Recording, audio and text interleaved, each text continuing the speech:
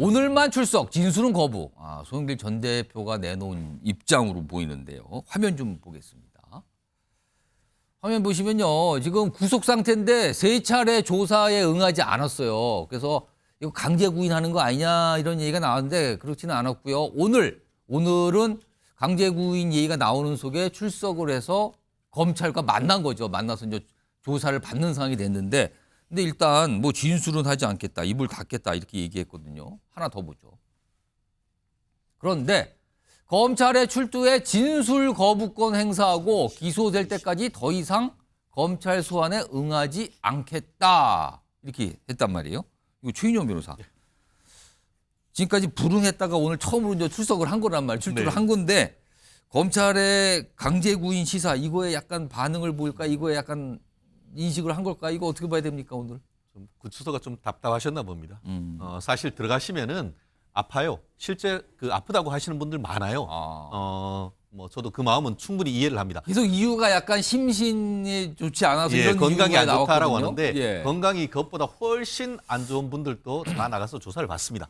결국은 뭐냐면은 본인이 검찰로부터 탄압을 받는다는 그 프레임을 강화시키려고 하는 것 아니겠습니까? 저는 사실 끝까지 안 나갈 거라 생각을 했었는데 오늘 나갔다는 사실 자체만으로도 조금 놀랍기도 하는데 결국 정말 검찰이 탄압을 하고 있다고 하면 뭘 하면 되느냐. 구속 적부심 신청을 하면 됩니다. 구속 자체가 잘못됐고 검찰에 어떻게 계속 불러고 하는 것 자체가 피고인의 인권에 지나친 침해다라고 하면 구속 적부심을 하는 되는데 예. 그거는 전혀 신청을 하지 않으면서 검찰에 나가서 나는 더 이상 말하지 않겠다. 진술 한마디로 거부권. 조국 전략 아닙니까? 조국 전략. 검찰에는 한마디도 안 하고 법원에 나가서 얘기를 한다고 하는데 조국 전략이 어떻게 했죠? 법원에 나가서 뭐 한다고 해놓고는 법원에서도 모르쇠 했지 않습니까? 저는 더 이상 얘기할 경우에 지금 밖에서 있는 동료 의원들 그분들에 대한 추가적인 조사에 있어서 어떻게 보면은 어떻게 보면 민폐죠. 그렇게 될 수 있기 때문에 최소한 자기의 말씀을 줄이려고 하는 전략이지 그 이상도 그 이하도 아니다. 아다시피 본인도 구속됐고 이미 관련된 핵심 의원님들을 비롯해서 4분이 구속돼 있습니다.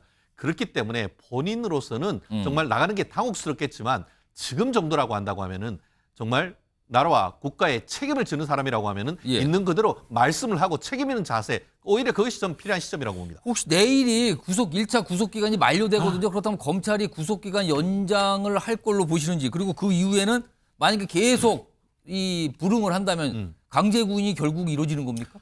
결국 검찰 같은 경우에는 원칙적으로 구속 기간이 10일입니다. 근데 10일이 다 지나면 1차에 한해서 또 10일 연장을 할 수 있습니다. 열흘 연장. 그렇죠. 그렇기 때문에 열흘 연장을 할 수 있는데 만약에 내일도 어떻게 보면 진술 거부권을 행사를 한다고 하면은 조사가 안 되는 거잖아요. 그렇죠. 그러니까 한 차례 연장할 가능성이 있죠. 그런데도 계속 이렇게 모르쇠 내지는 진술 거부권을 한다고 하면은 아예 불응을 또 한다면 그 이후에는. 그렇다고 하면은 결국 현재 있는 상태에서 다 모아서 구속 기소할 수밖에 없겠죠. 그렇기 때문에 아마 본인으로서는 이제 구속으로 기소가 되는지 안 되는지 지켜봐야 되겠습니다만 본인으로서는 어쨌든 간에 지금 검찰의 어떤 그 탄압 프레임을 계속하고 있습니다만 말씀드렸듯이 그렇게 할 것이 아니고 정말 그게 수사가 부당하다라고 하면은 지금이라도 법원의 구속 실질 심사 제가 변호인 해드릴 수도 있습니다. 알겠습니다. 이런 가운데요. 다음 준비된 목소리는 송영길 전 대표의 부인 그리고 다른 분들이 어떤 주장을 하는 얘기가 있어요. 그 내용 좀 들어보겠습니다. 가족과의 접근과 소통을 막아서는 것은 기본권, 인권을 침해하는 겁니다. 윤석열 대통령, 한동훈 법무부 장관 비판하고 공격하고 하니까 남편의 발을 묶고자 구속시켰다고 저는 생각해요. 철저히 이 건은 정치적 기획 수사고 정치적인 구속이라고 저는 생각합니다. 자, 박찬환 교수님. 그러니까 송영길 전 대표의 아내분은 그러니까 지금 윤석열 대통령 등등들 비판하기 때문에 약간 구속이 된 거 아니야? 약간 이런 취지의 설명을 하는 것 같은데 이거 어떻게 봐야 됩니까? 300만 원 돈 봉투 돌린 것이 결국은 핵심적인 이유 아니겠습니까? 자, 그러면 여기에 대해서 왜 86세대가 그동안에 국민의 지지를 받았냐? 권위주의 정부에 저항했기 때문에 거기에 대해서 국민들이 지지를 해준 거예요. 그러면 지금 왜 송영길 대표가 욕먹고 있느냐? 당내 민주주의, 정당 민주주의에 역행했기 때문에 욕먹고 있는 겁니다. 그 본인이 300만 원 돌린 거 이거 큰 돈도 아닌데 이거 너무 과한 거 아니냐? 예. 뭐 저도 과하다고 생각해요. 그런데 본인이 그 과하다고 생각한 부분은 본인이 정당 민주주의에 대해서 역행했으면 저는 주변 사람들에게 오히려 내가 미랄이 돼서 예. 자성과 반성해서 민주당이 좀 앞으로 이런 일들이 벌어나지 않는 우리 정당사에 이런 일이 일어나지 않았으면 좋겠다. 이렇게 얘기하는 게 정치 발전에 도움이 되는 거지.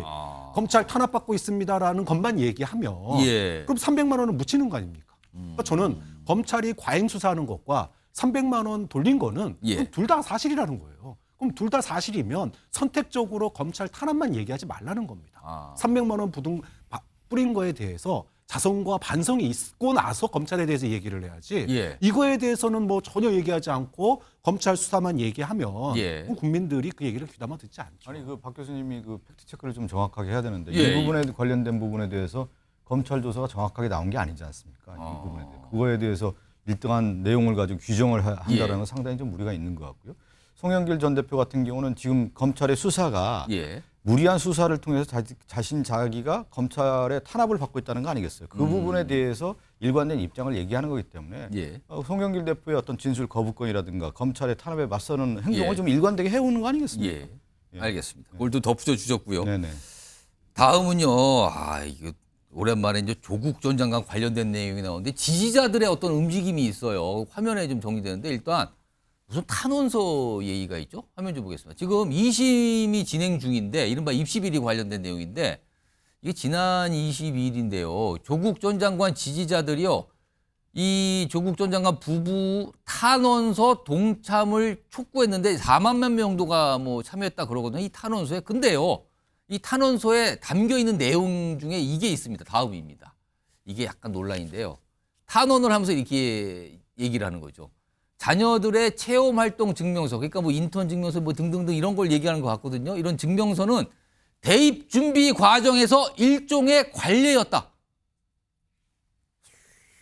홍석주. 예. 그럼 관례니까 이거 문제가 안 된다 이런 뜻입니까? 말이 안 되죠. 참 뻔뻔하고 참 내로남불인 게 잘 아신 것처럼 대입 제도가 참 종류가 많은데 정시 말고 이제 수시 제도에서는 학생들이 그 교내 내지는 교회 활동을 어떻게 했느냐가 굉장히 높게 평가를 받습니다. 그렇기 때문에 그런 어떤 증명서라든지 그런 어떤 것은 당연히 대입에 굉장히 어떤 그 중요한 어떤 그런 자료로 평가 자료로밖에 인식될 수 있는데 그런 예. 것을 다른 사람들도 전부 다 뭐 이렇게 그렇게 하는 거 조작을 아니냐? 했다. 이거는 전 국민 어떻게 보면 범죄자, 범법자로 몰아가고 있는데 저는 지금 그 민주당이나 뭐 조국 지지자, 송영길 지지자 분들께서 정말 좀 제대로 좀 파악을 해서 이 사안은 사안대로 사과를 좀 해야 되는데 좀 전에 송영길 대표 같은 경우도 300만 원 하는데 지금 그 농협 선거 같은 경우는 수십만 원으로도 굉장히 그 엄격한 처벌을 받습니다. 그만큼 정당 민주주의와 이 선거 제도에 돈 뿌리는 것은 굉장히 엄하게 처벌받고 있는 거 아니겠습니까? 그런데도 불구하고 저런 식으로 하는 것은 국민들로부터 굉장히 좀 저는 비판받을 수밖에 없다 이렇게 생각이 듭니다.